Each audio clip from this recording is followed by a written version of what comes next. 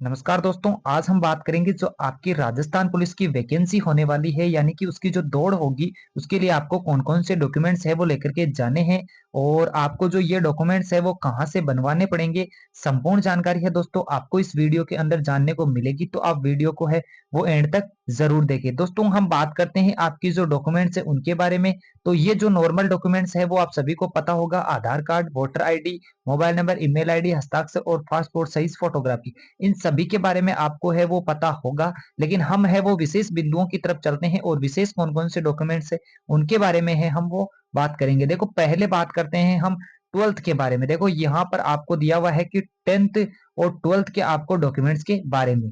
तो देखो पहले हम बात करते हैं आपकी 12th और 10th की मार्कशीट यानी 10th और 12th की आपको रखनी है मार्कशीट। उसकी रखनी है आपको फोटोकॉपी। यहाँ पर आय प्रमाण पत्र दिया हुआ है। यानी आयु प्रमाण पत्र यानी कि नाम से रिलेटेड। तो आपको जो पता होगा कि जो आपकी 10th की मार्कशीट होती है, उस 10th की मार्कशीट में आपकी नाम और डेट ऑफ बर्थ है वो मेंशन की हुई होती है। ऐसे फिलहाल ऐसा कोई भी मार्कशीट नहीं आती 10th की जिसमें डेट ऑफ बर्थ है वो नहीं दी हुई होती।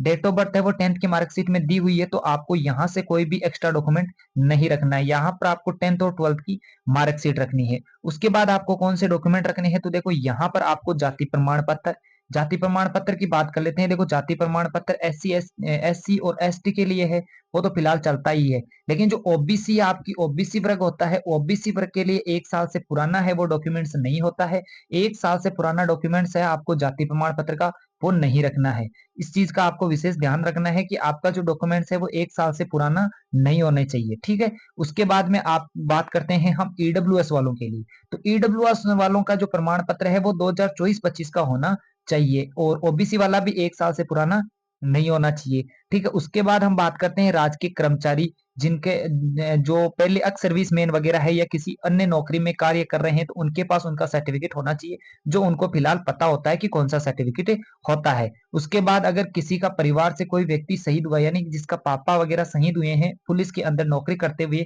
तो उनके पास एक सर्टिफिकेट होता है, वो सर्टिफिकेट भी आपको रखना है। ये उन स्टूडेंट्स के लिए है या उन जो बच्चों के लिए है जो क्या है कि जिनके परिवार से किसी की जो है पुलिस में रहते हुए डेथ हुई थी, उनके पास उनका सर्टिफिकेट होता है। उसके बाद हम बात करते हैं कि आपका जो चरित्र प्रमाण पत्र है उसके बारे में, ठीक है? चरित्र प्रमाण पत्र है वो कैसा होता है? देखो एक तो आपने 12th पास की है तो 12th पास करते ही आपको जो है स्कूल वाले एक तो आपको देते हैं माइग्रेशन सर्टिफिकेट, है ना? सॉरी, हाँ, माइग्रेशन सर्टिफिकेट और एक देते हैं आपको जो है वो कैरेक्टर सर्टिफिकेट। 2 सर्टिफिकेट देते हैं आपको। वो सर्टिफिकेट किस प्रकार से होते हैं तो आप हमारे साथ जुड़ी रहिए। हमें भी आपकी ऐसे ही डॉक्यूमेंटों की जरूरत पड़ेगी, जो आपको डॉक्यूमेंट लगेंगे वही हमारे डॉक्यूमेंट लगेंगे। तो हम है वो पर्टिकुलर है जो आपके डॉक्यूमेंट्स है उस पर है वो वीडियो बनाते रहेंगे। ये जो है वो 12th वालों के यानी जिनके पास 12th की मार्कशीट है, यानी सिर्फ जिन्होंने 12th पास की है उनके पास स्कूल वाले उनको देते हैं। अगर हम बाद में बात करते हैं कॉलेज वाले की, यानी कि अगर आपने कॉलेज कर रखी है यानी बीए कर रखी है या आपने कॉलेज कर रखी है, तो कॉलेज वालों के लिए कौन सा डॉक्यूमेंट होता है?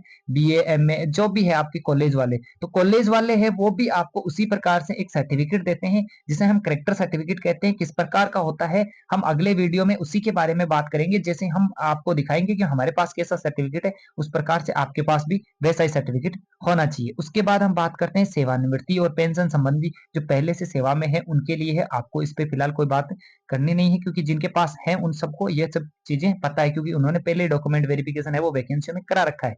तो इस पर हम वो ज्यादा टाइम वेस्ट करते नहीं है। उसके बाद हम बात करते हैं आपकी स्वास्थ्य सर्टिफिकेट के बारे में, यानी कि जो आपका मेडिकल सर्टिफिकेट है उसके बारे में। मेडिकल सर्टिफिकेट, ठीक है?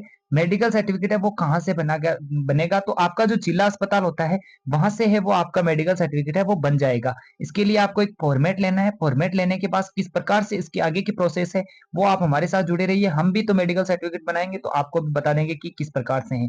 हम जल्द जल्द ये डॉक्यूमेंट बनाने वाले हैं क्योंकि अब आपकी जो है पता है आपकी रनिंग स्टार्ट होने वाली है, तो हम रनिंग से पहले पहले ये पूरे डॉक्यूमेंट्स बना लेंगे। तो आप हमारे चैनल पर जुड़े रहिए। इसके बाद हम बात करते हैं पासपोर्ट साइज फोटो की, जो कि आपको पासपोर्ट साइज फोटो रखनी है 6 से 8। आप ज्यादा ही रखें, 16-17 फोटो रख ले, कोई दिक्कत वाली बात रहेगी नहीं। उसके बाद हम बात करते हैं ड्राइविंग लाइसेंस वगैरह। जिन्होंने ड्राइविंग से फॉर्म अप्लाई कर रखा है उनके लिए है ये, तो उनके पास ये ड्राइविंग लाइसेंस होगा, अब उसकी कोई जरूरत नहीं है। उसके बाद हम शादी प्रमाण पत्र, हाँ, जिन महिलाओं ने है वो मैरिज लगाई है यानी कि वहां पर आपने जो फॉर्म अप्लाई किया था उस समय आपने अगर मैरिज के ऑप्शन पर यस किया था तो आपको है वो आपकी शादी का सर्टिफिकेट होना चाहिए, ठीक है? उस शादी का सर्टिफिकेट आपके पास होना चाहिए। किसी व्यक्ति के पास अगर शादी का सर्टिफिकेट नहीं है तो ये उनके लिए बहुत मुसीबत का दौर हो सकता है, क्योंकि आप जल्दी से जल्दी ये बन भी नहीं सकता। तो ये सभी के पास मेरे हिसाब से होने चाहिए।